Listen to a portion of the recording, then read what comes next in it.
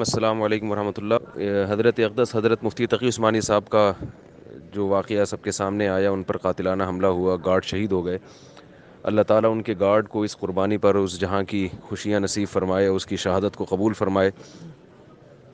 اور حقیقت یہ ہے کہ ان کے گارڈ نے ہم سب پر احسان کیا ہے، حضرت کی زندگی کی حفاظت کر کے اور اپنی جان پیش کر کے۔ اللہ تعالیٰ اسے بہت بہت اس جہاں کی بھلائیاں اور سعادتیں نصیب فرمائے۔ حضرت اقدس حضرت مفتی تقی عثمانی صاحب شیخ الاسلام صرف پاکستان کا ہی نہیں بلکہ پوری دنیا کا ایک بہت بڑا سرمایہ ہے ہمارے لیے، اور پوری دنیا میں آپ کی جو عزت ہے، آپ کے علم کی وجہ سے، آپ کے تقوی کی وجہ سے، اور آپ کی جو تواضع ہے، للہیت ہے، اس کی وجہ سے وہ ناقابل بیان ہے۔ کیونکہ اللہ تعالیٰ نے آپ کو، حدیث میں آتا ہے، رسول اللہ صلی اللہ علیہ وسلم نے فرمایا کہ اللہ تعالیٰ جب کسی سے محبت کرتے ہیں تو جبریل کو حکم دیتے ہیں کہ تم بھی اس سے محبت کرو، اور پھر جبریل فرشتوں کو حکم دیتے ہیں، وہ بھی اس سے محبت کرتے ہیں، اور پھر اللہ تعالیٰ اس کی محبت کو زمین پہ اتار دیتے ہیں۔ تو اس کا بہت بڑا مصداق اس حدیث کا اس دور میں حضرت اقدس حضرت مفتی تقی عثمانی صاحب ہیں۔ آپ کا فرقہ واریت سے، مسلک پرستی سے کبھی کوئی تعلق نہیں رہا، ہمیشہ اسلام کی آپ نے بات کی، اسلام کی خدمت کی۔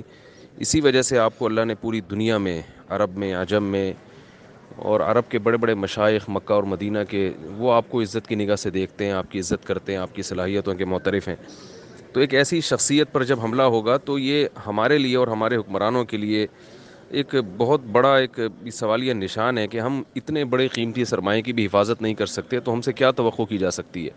یہ اللہ تعالیٰ کا بہت بڑا احسان ہوا کہ حضرت اقدس معجزاتی طور پر بچ گئے۔ حضرت نے خود جو بیان دیا ہے وہ یہی کہ چاروں طرف سے حملہ تھا لیکن اللہ تعالیٰ نے معجزاتی طور پر مجھے بچایا ہے۔ تو اسباب کی دنیا میں اس سے صاف پتہ چل رہا ہے کہ اسباب کی دنیا میں بچنے کی امید نہیں تھی، اللہ نے ایک فضل کیا ہمارے اوپر۔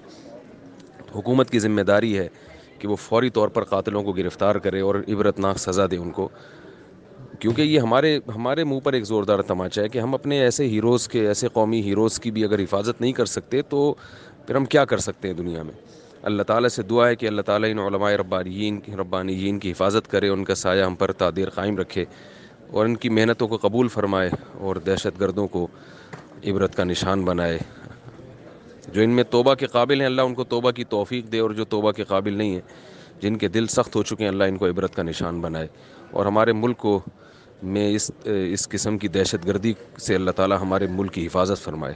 مسعود صاحب کے لائیو بیانات سننے کے لیے facebook.com/مفتی طارق مسعود کو فالو اور لائک کرنا مت بھولیں، اور ویڈیو کو زیادہ سے زیادہ شیئر کر کے صدقہ جاریہ میں اپنا حصہ ضرور ڈالیں۔